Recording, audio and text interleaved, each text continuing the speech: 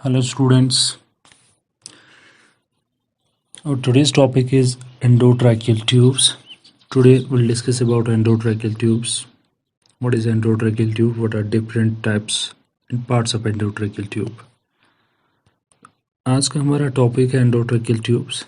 सबसे पहले अगर हम एंडोट्रैकियल ट्यूब की बात करेंगे, ये एक कर्व ट्यूब होता है जो कि इंट्यूबेशन पर्पस के लिए यूज़ होता है।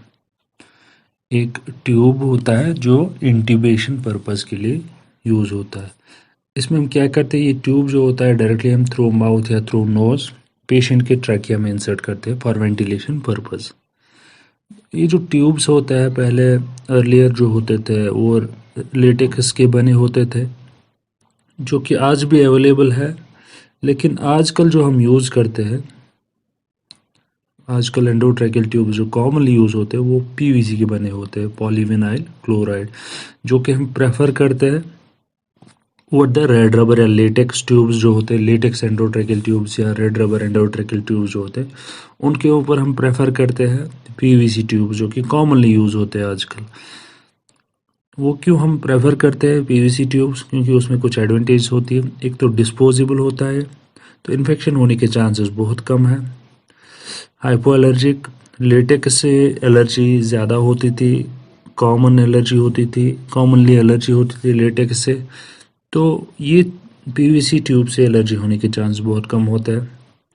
और तीसरी एडवांटेज जो है इसमें पीवीसी ट्यूब्स में ट्रांसपेरेंट है, तो अगर ट्यूब एंडोट्रैकियल ट्यूब कहीं पे ब्लॉक हो जाएगा तो हम इजीली विजुलाइज कर सकते हैं, देख सकते हैं, चाहे वो ब्लड होगा उसमें या पस या सिक्रीशंस एंडोट्रैकियल ट्यूब के अंदर आ जाएंगे, वो हम क्लियरली देख सकते हैं क्योंकि ये जो ट्यूब है ये ट्रांसपेरेंट है। अब ईटी ट्यूब जो है, अगर हम इसके पार्ट्स की बात करेंगे या कंपोनेंट्स की बात करेंगे, तो इसमें दो एंड्स होते हैं। सबसे पहले एंडोट्रैकियल ट्यूब्स के दो एंड्स होते हैं, एक होता है प्रॉक्सिमल एंड जिसको हम मशीन एंड भी कहते हैं, और दूसरा होता है डिस्टल एंड जिसको हम कहते हैं पेशेंट एंड, और बीच में सेंट्रल पोर्शन होता है। दो एंड्स होते हैं, एक प्रॉक्सिमल एंड जिसको मशीन एंड भी कहते हैं जो कि मशीन साइड से रहता है, जो कि पेशेंट को एनेस्थीसिया मशीन के साथ कनेक्ट करता है, और दूसरा जो होता है दैट इज डिस्टल एंड जो कि पेशेंट एंड होता है, पेशेंट के ट्रैकिया में इंसर्ट हम करते हैं।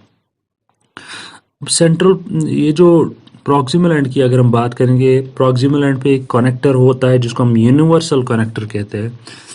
15 mm एडाप्टर होता है, कनेक्टर होता है, जो कि फिट हम करते हैं या तो ब्रीदिंग सर्किट के साथ या अम्बो बैग के साथ। तो 15 mm कनेक्टर हर किसी ट्यूब का अगर कुछ भी साइज़ होगा, लेकिन ये जो कनेक्टर होता है इसका डायमीटर सेम होता है 15 mm, इसीलिए इसको कहते हैं यूनिवर्सल कनेक्टर। तो प्रॉक्सिमल एंड पे एक कनेक्टर होता है, एक एडाप्टर होता है। सेंट्रल पोर्शन की अगर हम बात करेंगे, सेंट्रल पोर्शन में वोकल कॉर्ड गाइड होता है जो कि एक ब्लैक लाइन होती है सेंट्रल पोर्शन पे, और ये जो लाइन है वो हम प्लेस करते हैं वोकल कार्ड्स, जब हम ओपन करते हैं वोकल कार्ड्स के नीचे जाना जाए ताकि एंडोट्रैकियल का टिप जो है वो कैराइनसों पर रहेगा, जहाँ पे ट्रैकिया बाइफरकेट होता है उससे ऊपर रहेगा। और एक रेडियो ओपेक लाइन होती है, रेडियो ओपेक, जब भी हम एक्सरे करेंगे तो उसमें हम देख सकते हैं ट्यूब जो होता है, वो ट्यूब की पोजीशन हम चेक कर सकते हैं, एसेस कर सकते हैं, तो रेडियो ओपेक लाइन उसके लिए होती है। डिस्टेंस इंडिकेटर्स होते हैं जो कि सेंटीमीटर्स में मार्कड होते हैं, जिससे हमें मदद मिलता है कि ट्यूब किस लेवल पे फिक्स करना है, कहाँ पे डालना है, किस लेवल पे फिक्स करना है। तो नेक्स्ट उसके बाद इसमें सेंट्रल पोर्शन पे कफ होता है। कफ जो होता है कुछ जो अगर कफ्ड एंडोट्रैकियल ट्यूब होगा तो उसमें कफ होगा जिसको हम इन्फ्लेट करते हैं, एक तो ट्यूब को ये पोजीशन पे होल्ड करके रखेगा और दूसरा चीज़ एस्पिरेशन होने के चांसेस प्रिवेंट होते हैं इससे। अब अगर डिस्टल एंड की बात करेंगे, डिस्टल एंड जो होता है ये बीवेलिड होता है। सबसे पहले ओरल, अगर ओरल ट्यूब जो होते हैं दो टाइप्स के होते हैं, एक होता है एंडोट्रैकियल ओरल एंडोट्रैकियल ट्यूब, दूसरा होता है nasal endotracheal tube. Oral endotracheal tubes में ये 45 डिग्री बीवेलिड होता है और नेजल एंडोट्रैकियल ट्यूब्स में 30 डिग्री बीवेलिड होता है। तो पेशेंट एंड या डिस्टल एंड जो होता है एंडोट्रैकियल ट्यूब का, ये बीवेलेड होता है, एंगलड होता है। ओरल एंडोट्रैकियल ट्यूब उसमें 45 डिग्री होती है और नेजल एंडोट्रैकियल ट्यूब उसमें 30 डिग्री होता है। और डिस्टल एंड पे एक ओपनिंग होती है, लेटरल ओपनिंग होती है, जिसको हम मर्फीज आई कहते हैं। ये किस लिए होती है? ये इसलिए होती है इन केस अगर डिस्टल एंड कभी कभार ब्लॉक होगी, चाहे सिक्रीशन से या ब्लड से या किसी और चीज़ से डिस्टल एंड की जो बीवेल है वो ब्लॉक होगी, तो पेशेंट को हम वेंटिलेट कर सकते हैं मर्फीज आई के थ्रू, जो कि लेटरल ओपनिंग एक होती है एंडोट्रैकियल ट्यूब के साइड पे एक ओपनिंग होती है, उसके थ्रू हम पेशेंट को वेंटिलेट कर सकते हैं, पेशेंट को वेंटिलेट कर सकते हैं। तो ये होते हैं पार्ट्स ऑफ एंडोट्रैकियल ट्यूब्स। अब एंडोट्रैकियल ट्यूब्स दो टाइप्स के होते हैं। एंडोट्रैकियल ट्यूब्स मैंने पहले भी बोला, अगर नेजल एंडोट्रैकियल ट्यूब हो सकता है या oral endotracheal tube. Nasal endotracheal tube जो कि हम थ्रू नोज इंसर्ट करते हैं, और ओरल एंडोट्रैकियल ट्यूब जो कि हम through oral cavity through mouth insert करते हैं। ट्यूब्स दो टाइप्स के हो सकते हैं, कफ्ड और अनकफ्ड। ये जो ट्यूब्स होते हैं, कुछ ट्यूब्स जिनमें कफ होता है, कुछ ऐसे ट्यूब्स होते हैं एंडोट्रैकियल ट्यूब्स जिनमें कफ नहीं होता है। कफ्ड एंडोट्रैकियल ट्यूब्स हम अडल्ट्स में यूज़ करते हैं या चिल्ड्रंस में जिनकी एज 8 ईयर से ज़्यादा होगी, मोर देन 8 ईयर्स, तो उन पेशेंट्स में हम कफ्ड एंडोट्रैकियल ट्यूब यूज़ करते हैं।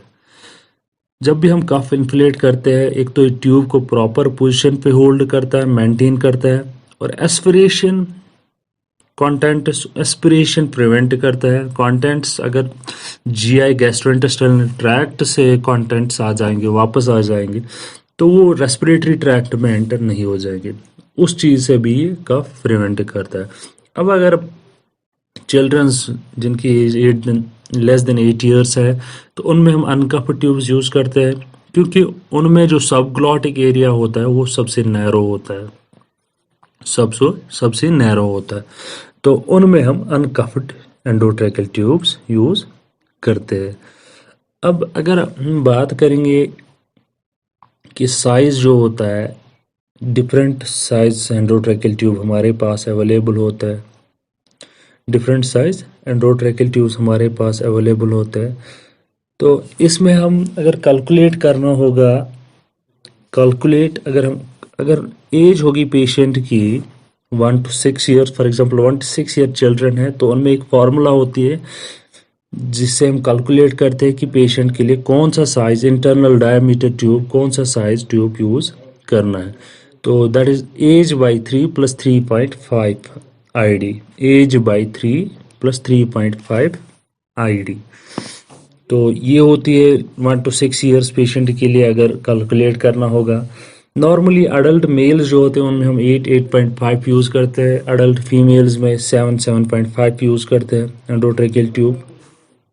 प्री मैच्योर्स में 2.5, 0 to 6 मंथ्स में 3 to 3.5 mm internal diameter, 6 months to 1 year अगर पेशेंट की एज होगी तो उनके लिए हम 3.5 to 4 mm ID यूज़ करते हैं उनमें हम।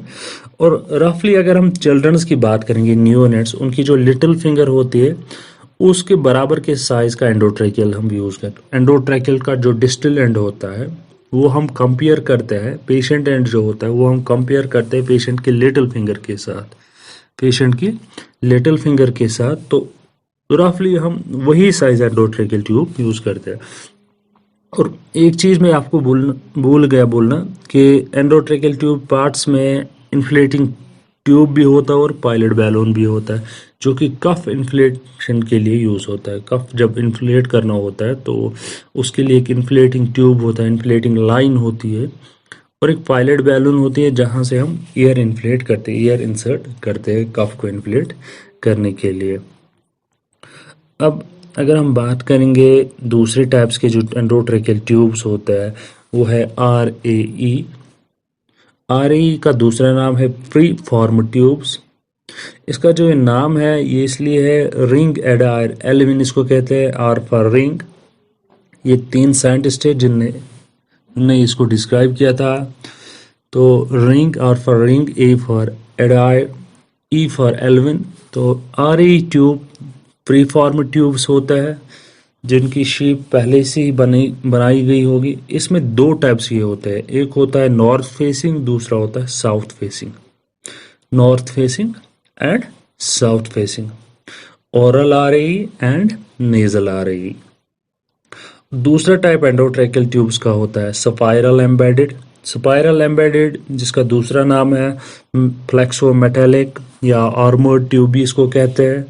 ये नॉन किंकेबल होता है, नॉन कलेप्सिबल होता है, जो कि हेड एंड नेक सर्जरीज में यूज़ होता है, जहाँ पे फ्लेक्शन या एक्सटेंशन ज़्यादा किया जाता है, चांसेस ज़्यादा होते हैं या ज़्यादा एक्सटेंशन फ्लेक्शन की रिक्वायरमेंट्स है। तो वहाँ पे अगर हम नॉर्मल एंडोट्रैकियल ट्यूब यूज़ करेंगे तो वो उसमें ब्लॉक होने के चांसेस, किंक होने के चांसेस ज़्यादा होते हैं। तो हम armoured tube, armoured endotracheal tube या जिसको हम फ्लेक्सोमेटेलिक या स्पाइरल एम्बेडेड ट्यूब कहते हैं वो यूज़ करते हैं। और एक टाइप ट्यूब होता है माइक्रोलैरिंजल या माइक्रोलैरिंजल ट्यूब, एमएलटी ट्यूब, जो कि माइक्रोलैरिंजल सर्जरीज के लिए यूज़ होता है।